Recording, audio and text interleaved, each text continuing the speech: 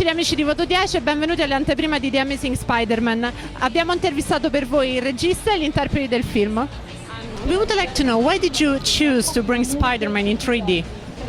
Well, you know, it's funny, for the longest time we used to say Spider-Man is the one movie that is meant to be told in 3D, because the thing about Spider-Man, Peter Parker, is that he's all of us. You know, we identify with him. That's, I think, why this character is so beloved.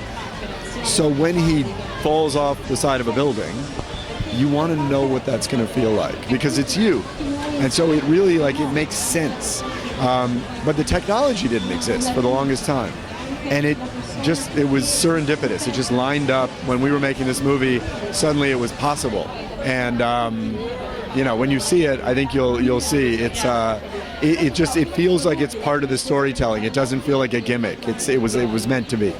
And the end of the movie, let us think that could be another movie about Spider-Man, a sequel. Did you already think about the script, or? Yes, a lot.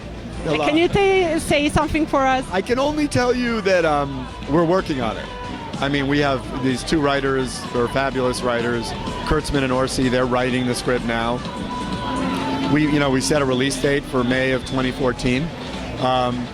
And we always looked at this movie as the beginning of this new saga. So we left you with questions at the end that are real questions for Peter Parker, and the saga and the quest continues. So I can't give anything away because that would give it away. But there's a lot coming. Did you choose to bring Spider-Man in 3D? Well, 3D is just technology, but Peter Parker, because he flies, Spider-Man, there he goes. Fighting, it's very uniquely fitted for 3D.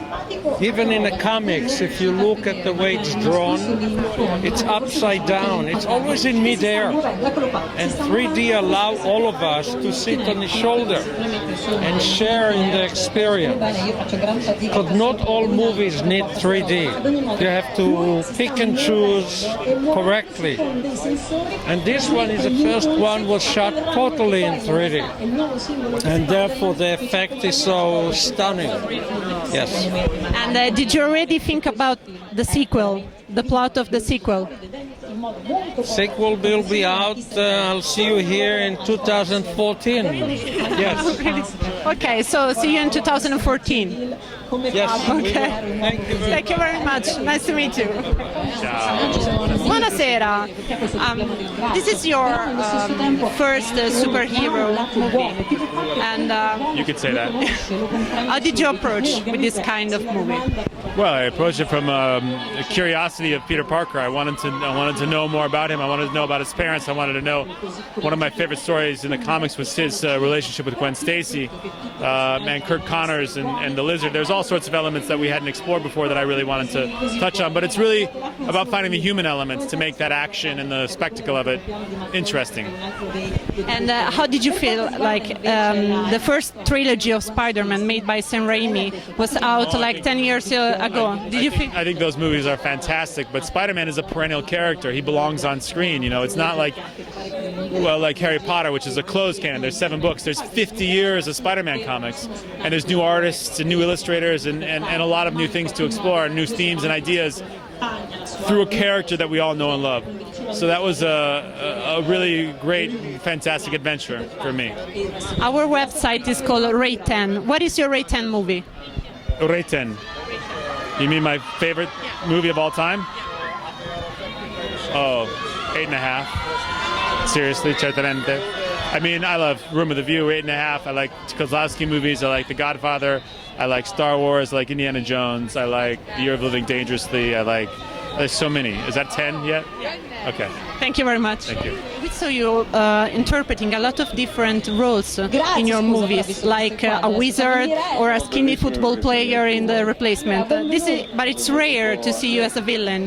How did you feel with playing a villain? Did you enjoy it? Yeah, absolutely. I don't think every actor loves playing a villain because you get a chance to explore the the darker side of the human condition. And Dr. Connors is initially a very good man, and he becomes a monster. And maybe there's a monster in all of us, you know, and we have to be careful to keep that monster at bay. And how did you approach with this double personality of Dr. Connor? Well, what happens is Connors is a very good man, but the feelings he gets from being a reptile are almost godlike, and he wants the rest of the world to feel the same. But it's not such a good idea. How was wearing the Spider-Man suit, considering that didn't pass a lot of time since Tobey Maguire wore it? Oh, it was fantastic. It's an honor to follow in Tobey's footsteps. I think he's such an incredible actor, and I'm so excited to be in the same family as him. And what was the difficult part of being Spider-Man, the mental or the physical part? Both. I enjoyed the physical part.